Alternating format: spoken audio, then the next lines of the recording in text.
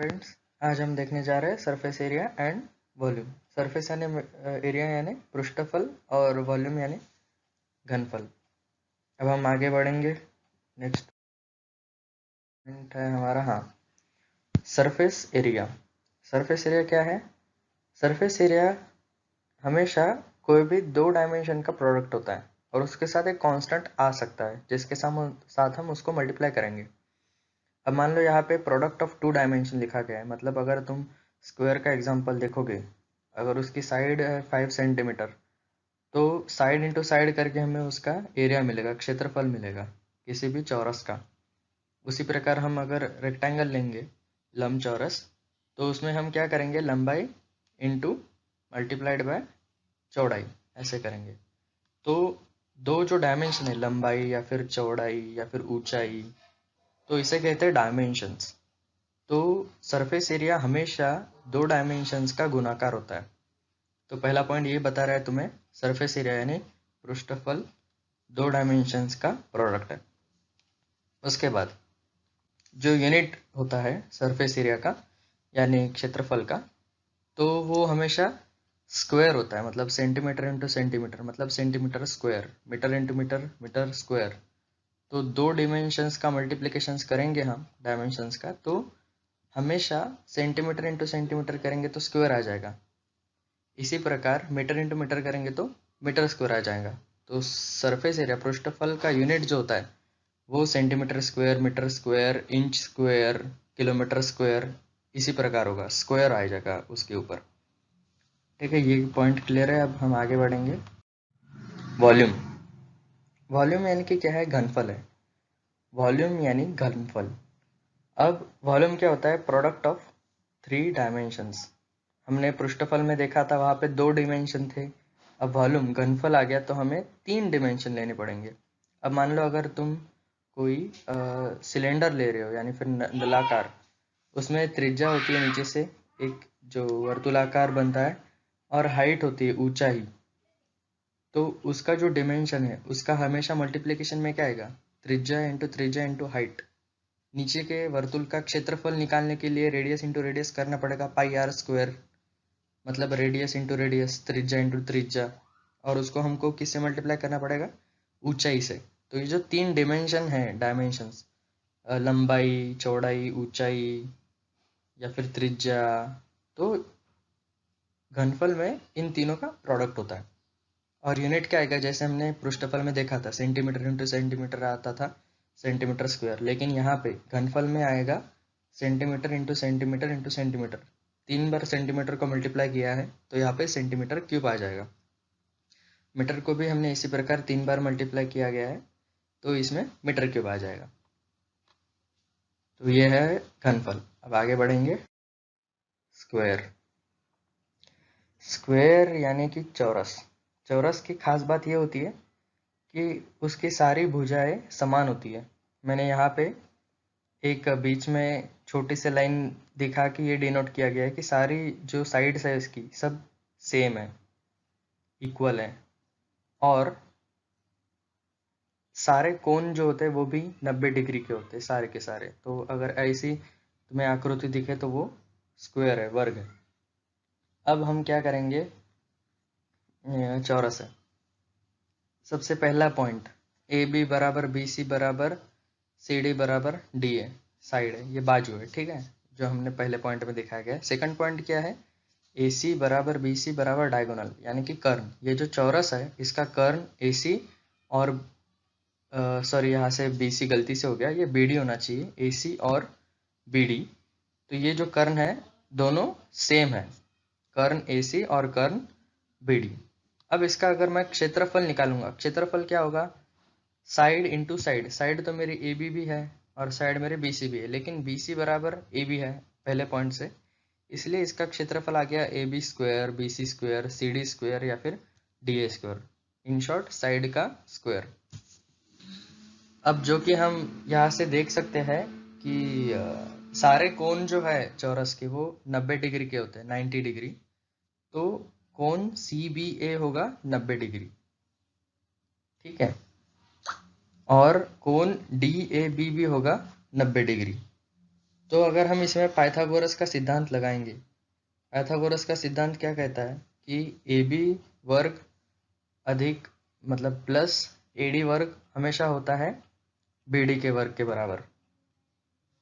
ठीक है, अब हमने तीसरे पॉइंट में देखा था A B into A B क्या होता है, एरिया।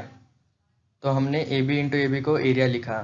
फिर से A D into A D क्या था हमारा, एरिया, प्लस में एरिया लिखते हैं बराबर B D into B D. B D क्या था हमारा, कर्ण था, डायगोनल, तो हमने इसको डायगोनल इंटू डायगोनल लिखा। और सिक्स पॉइंट में उसी इक्वेशन को आगे लेके गए, एरिया प्लस एरिया हो जाएगा 2 टाइम्स एरिया, 2 इंटू एरिया बराबर डायगोनल इंटू डायगोनल। इसी प्रकार हम लिख सकते हैं कि एरिया क्या होता है, कर्ण के वर्ग का आधा, half into diagonal into diagonal. अब हम नेक्स्ट स्लाइड पे चलेंगे। यह है चौरस, सॉरी लंबचौरस, जिसमें ए बी और डी सी सेम है, ए डी और बी सी सेम है, लेकिन ए बी और बी सी सेम नहीं है। ए बी लंबा होता है, जो लंबा होता है उसको हम लेंथ कहते हैं, और जो छोटा होता है ए बी से छोटा मतलब बी सी, उसको हम ब्रेड्थ कहते हैं, लंबाई और चौड़ाई। लंबाई इसमें ए बी है, चौड़ाई बी सी है। तो इसका जो क्षेत्रफल होता है वो होता है लंबाई गुनीला, या फिर तुम्हारे भाषा में कहे तो मल्टीप्लाइड बाय इंटू चौड़ाई, लंबाई इंटू चौड़ाई। तो इसका क्षेत्रफल हो गया A B into B C. अब हम नेक्स्ट स्लाइड पे चलेंगे। अब हम देखेंगे रोम्बस। रोम्बस यानी कि जिसकी चारों भुजाएं जो है सेम होती है, लेकिन सारे खुनाएं बराबर नहीं होते। इसमें खुना डी ए बी और खुना डी सी बी सेम होती है, और खुना ए डी सी और खुना ए बी सी सेम होती है। और बाद में सेकंड पॉइंट क्या कह रहा है इसका, एंगल डी ओ सी बराबर एंगल पी ओ ए बराबर एंगल बी ओ सी बराबर एंगल डी ओ ए, ये होता है 90 डिग्री। सारे जो रोम्बस के कर्ण जहाँ पे इंटरसेक्ट करते हैं, जहाँ पे एक दूसरे को छेदते हैं, वहाँ पे 90 डिग्री का कोण बनता है। उसके बाद अब हम चलेंगे area of triangle D O C. जो त्रिकोण डी ओ सी दिख रहा है, इसका एरिया क्या होगा, हाफ डी ओ इंटू सी ओ, क्योंकि ये 90 डिग्री है तो इसका आधार जो है वो ओ सी है और ऊंचाई डी ओ है, त्रिकोण डी ओ सी की है। तो एरिया ऑफ त्रिकोण डी ओ सी हो जाएगा हाफ डी ओ इंटू सी ओ। डी ओ को हम लिख सकते हैं डी बी बाई 2, क्योंकि डी ओ जो है डी बी का आधा है, और सी ओ जो है वो ए सी का आधा है। अब एरिया ऑफ रोम्बस क्या होगा, 4 टाइम्स ए त्रिकोण, सारे त्रिकोण जो है सेम है, डी ओ सी और सी ओ पी, पी ओ ए और डी ओ ए, तीनों त्रिकोण जो है, चारों त्रिकोण, ये क्षेत्रफल के हिसाब से सारे सेम है। तो रोम्बस का एरिया जो है वो क्या हो जाएगा, 4 टाइम्स त्रिकोण ए ओ सी के एरिया के टाइम बराबर। तो वो हो जाएगा 4 into 4 multiplied by area of triangle, हमने थर्ड पॉइंट से जो निकाला था half D B by 2 into A C by 2। तो यहाँ से इसका फॉर्मूला बन जाता है half D B into A C. D B और ए सी कर्ण है, तो इसलिए इसका फॉर्मूला होता है half into product of diagonals. तो हम आगे चलेंगे। पैरेललोग्राम। पैरेललोग्राम में क्या होता है, एरिया ऑफ पैरेललोग्राम किसके बराबर दिख रहा है, त्रिकोण डी ई ए, त्रिकोण एफ बी सी, और जो लंबचौरस है डी ई बी एफ। तो इन तीनों के क्षेत्रफल को जोड़ेंगे तो पैरेललोग्राम का क्षेत्रफल हमको मिल जाएगा। अब स्टार्टिंग से देखते, rectangle D E B F, इसका एरिया क्या होगा, आधार इंटू मतलब लंबाई गुनीला चौड़ाई, तो ये हो गया A B into D, plus अब त्रिकोण जो है डी ई ए, इसका एरिया क्या हो जाएगा, half into D E into A, D E into A, half into आधार इंटू ऊंचाई, ठीक है। और उसी प्रकार एरिया ऑफ त्रिकोण एफ बी सी, ये हो जाएगा हाफ आधार इंटू ऊंचाई, ठीक है। आधार फिर से क्या है, एफ सी, ऊंचाई है एफ बी। तो इसी प्रकार ये फॉर्मूला आ गया। अब हम यहाँ पे देखेंगे ए बी इंटू डी, लेकिन डी ई बराबर एफ बी है, डी ई बराबर एफ बी हो है, और AE बराबर FC है। तो ये जो दो टर्म्स है, हाफ DE इंटू AE और हाफ FB इंटू FC, वो सेम ही है। तो हाफ और हाफ बन गया एक। तो हम इसको ऐसे लिख सकते हैं AB into DE plus D into AE।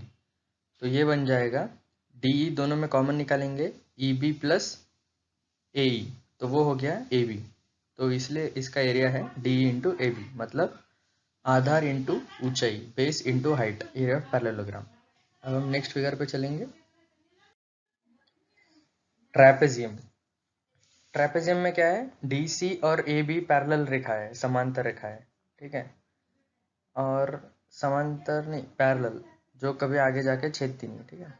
अब इसमें क्या है, हम रेक्टेंगल जो है DEFC का क्षेत्रफल निकाला, DE इंटू EF, और त्रिकोण DEA और CFB का क्षेत्रफल निकाला अलग अलग से। उसी का हमने नीचे लिखा, रेक्टेंगल DEFC का क्षेत्रफल आ जाएगा D इंटू EF।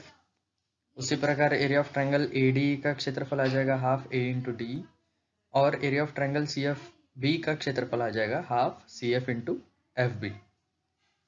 उसी को हमने नीचे लिखा है एक बार, लेकिन CF की जगह हमने DE लिखा है क्योंकि CF बराबर DE है। अब हाफ वाले टर्म्स में से DE को कॉमन लिया है, DE/2, और जो बचा है AE प्लस FB, उसको लिखा है। बाद में पूरे इक्वेशन में से DE/2 को कॉमन लिया है, डिवाइड DE/2 को कॉमन लिया होगा, तो इसलिए फर्स्ट इसमें 2 टाइम्स CF लिखा है हमने, और AE प्लस FB लिखा है। अब हम जानते हैं कि EF प्लस AE 2 टाइम्स, वो किसके बराबर है, ये जो एडिशन मिल रहा है तुम्हें 2 times EF plus AE plus FB, 2 times EF मतलब क्या है, एक EF plus AE plus FB, ये बन जाएगा AB। लेकिन जो 2 टाइम्स EF था उसमें से हमने एक ही बार EF लिया है, दूसरा EF मतलब क्या है, DC, तो उसको हमने नीचे में DC प्लस AB लिखा है। तो इस प्रकार इसका क्षेत्रफल हो गया half into sum of parallel sides into height, DE height है, और सम ऑफ पैरेलल साइड्स मतलब DE और AE, इन दोनों की एडिशन, ठीक है। तो अब हम नेक्स्ट स्लाइड पे बढ़ते हैं। सर्कल, वर्तुल। वर्तुल में क्या होता है, अब वर्तुल एक ऐसा आकार है जिसमें सारे पॉइंट्स एक फिक्स्ड पॉइंट से सेम डिस्टेंस पे होते हैं। इसमें फिक्स्ड पॉइंट्स O है, और सारे पॉइंट्स जो है ये बनाते हैं सरकमफेरेंस। अब इसका एरिया, क्षेत्रफल होता है पाई इंटू रेडियस का वर्ग, पाई इंटू रेडियस, ठीक है। अगर हम रेडियस को डायमीटर के टर्म्स में लिखेंगे तो वो हो जाएगा 1/4 पाई डायमीटर स्क्वायर। पेरीमीटर होता है 2πr, 2 पाई into radius, 2 into pi into radius. अब हम आगे बढ़ेंगे।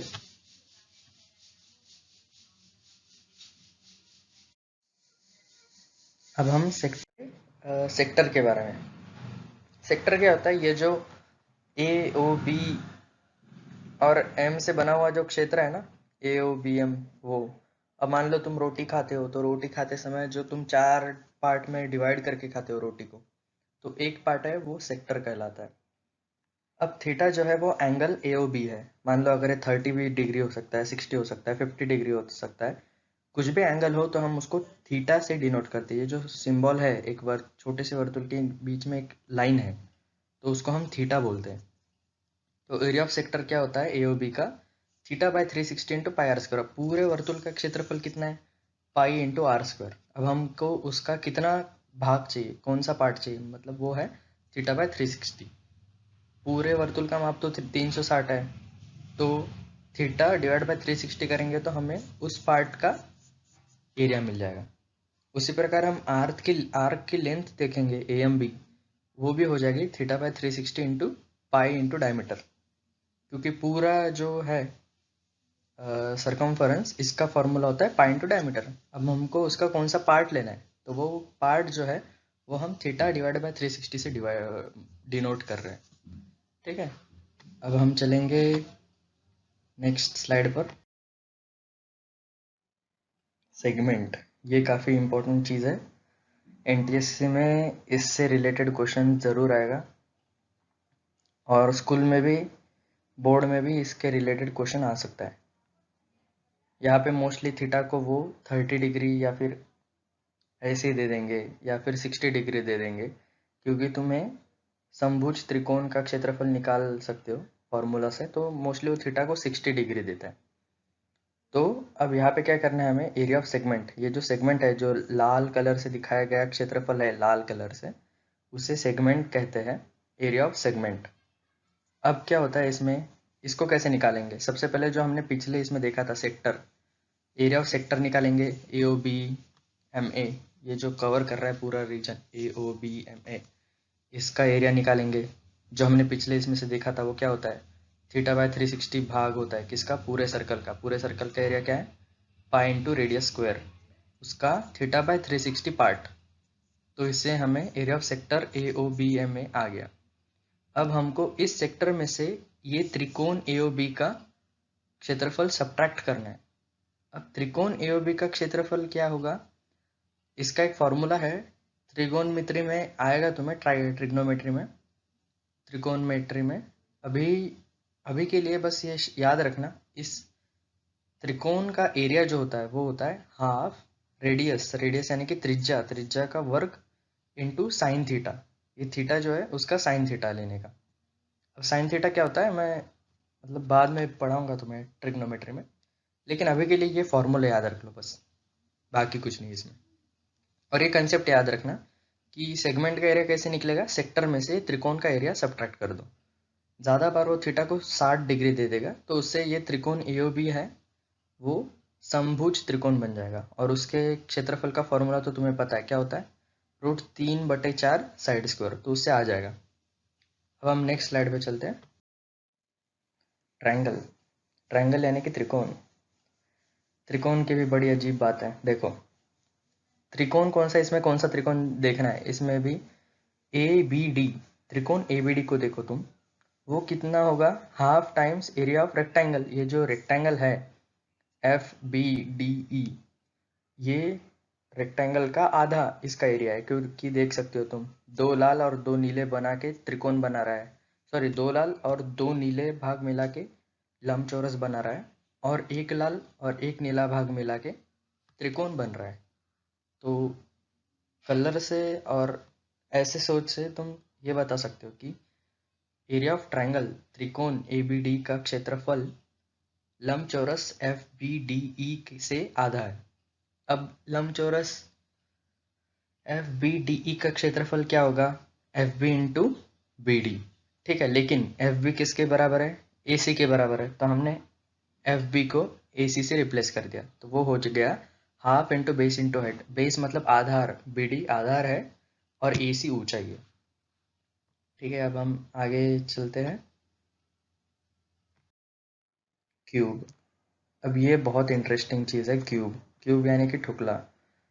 अगर कोई रूबिक्स क्यूब जानता है जिसमें 6 कलर होते हैं, हमको सारे कलर्स को सेम बनाना होता है सारे साइड से, तो उसको रूबिक्स क्यूब कहते हैं। काफ़ी लोगों के पास वो होगा भी, और घर पे भी हम देखते हैं क्यूब जैसे काफ़ी चीज़ें मिल जाती है। अगर तुम कुछ भी देख रहे हो, सब 3D ही है ऑलमोस्ट, तो ये ठोकला से तो सब तुम वाकिफ़ हो। हिंदी में इसको ठोकला कहते हैं, और इंग्लिश में इसको क्यूब कहते हैं, क्यूब। क्यूब की क्या खास बात होती है, इसमें 6 साइड्स होती है, 6 साइड्स।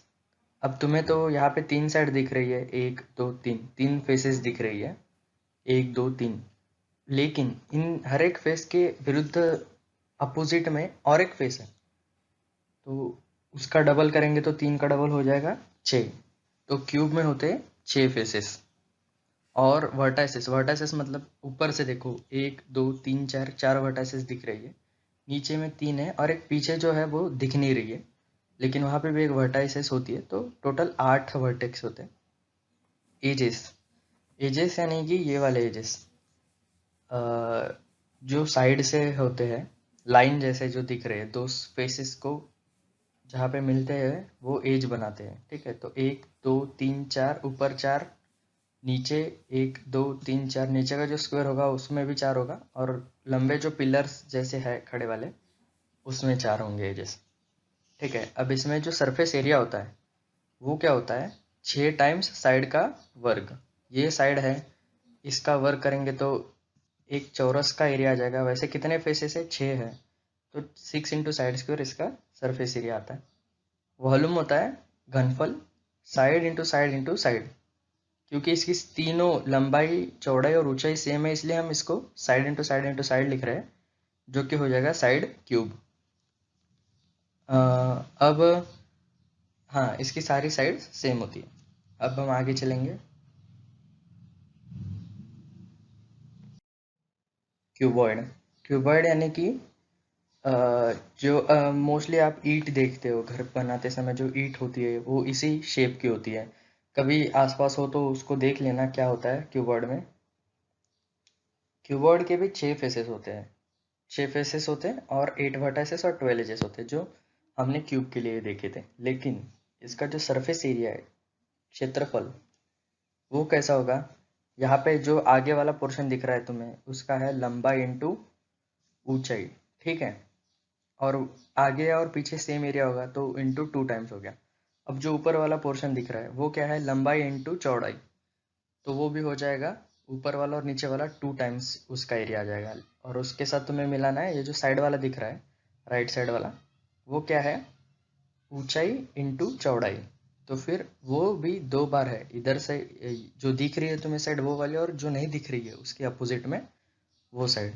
तो 2 times length into breadth plus breadth into height plus length into height. तो ये होता है उसका सरफेस एरिया। अब हम बात करेंगे वॉल्यूम की। वॉल्यूम मतलब घनफल। इसका घनफल होता है length into breadth into height, लंबाई गुणिला चौड़ाई गुणिला ऊंचाई। तो अब हम आगे चलेंगे। सिलेंडर, सिलेंडर यानी कि नलाकार।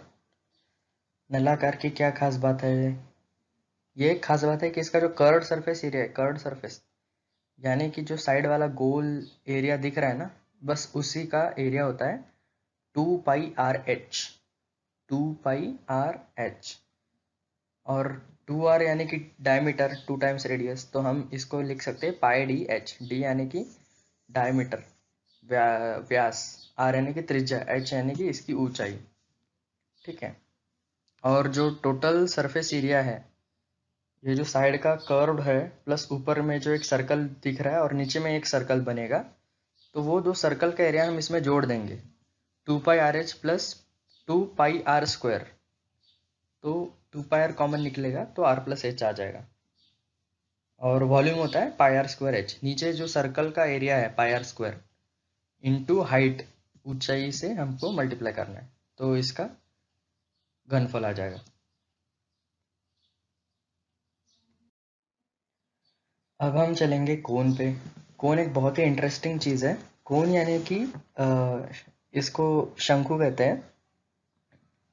इसका जो कर्व्ड सरफेस है, जो बर्थडे पे कैप लेते हो ना, बर्थडे पे ऊपर टोपी पहनते हैं बच्चे, तो वो जो कागज से बनी हुई चीज़ है, तो उसका क्षेत्रफल होता है πr/l। πr/l, r जो है नीचे का वर्तुल है उसका त्रिज्या है r, और l जो है, ये साइड वाले फिगर में देख रहे हो आप, l कहाँ से डिनोट किया गया है, जो स्लैंट हाइट होती है ना उसको l, वो जो लेंथ है उसको l कहते हैं। तो कर्व्ड सरफेस एरिया है उसका πr/l। टोटल सरफेस एरिया क्या हो जाएगा, कर्व्ड प्लस ये जो नीचे का एक वर्तुल है, वर्तुल के क्षेत्रफल को हम इसमें जोड़ देंगे। वर्तुल का क्षेत्रफल क्या होता है, πr²। तो πr/l प्लस πr² करके हमने दोनों को जोड़ के टोटल सरफेस एरिया बना दिया है। तो वो हो जाएगा πr into r plus l। अब वॉल्यूम, इसके वॉल्यूम की एक बात होती है, इसका वॉल्यूम नलाकार के वॉल्यूम से 1/3 होता है। एक नलाकार जिसकी त्रिज्या और ऊंचाई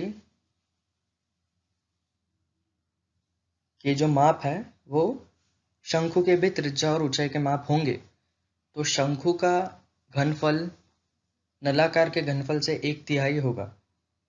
तो इसका वॉल्यूम यानी कि घनफल का फॉर्मूला है शंकु के लिए 1/3 πr²h।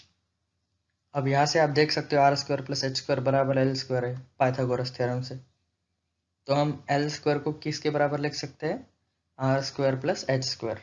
ठीक है, अब हम आगे बढ़ेंगे। स्फीयर, स्फीयर यानी कि गोल, गोला। गोला क्या होता है, जो हम बॉल, बैट बॉल का बॉल जो होता है, तो वो उसे हम कहते हैं स्फीयर। अब इसमें सरफेस एरिया, सरफेस एरिया क्या होता है, पाई आर स्क्वायर इंटू 4, मतलब एक वर्तुल का जो क्षेत्रफल है उससे 4 गुना, 4 टाइम्स पाई आर स्क्वायर, ये होता है उसका सरफेस एरिया, क्षेत्रफल। और वॉल्यूम होता है घनफल 4/3 पाई आर क्यूब। तो ये फॉर्मूला याद रखना, इसका वॉल्यूम का फॉर्मूला होता है घनफल का 4/3 पाई आर क्यूब। अब हम आगे बढ़ेंगे। अर्धगोल, एक तरबूज होता है, हमने उसको बीच में से काट लिया, तो जिस शेप का हमें जो आधा तरबूज दिखता है उसी को हम हेमिस्फीयर कहते हैं। हेमिस्फीयर यानी कि अर्धगोल।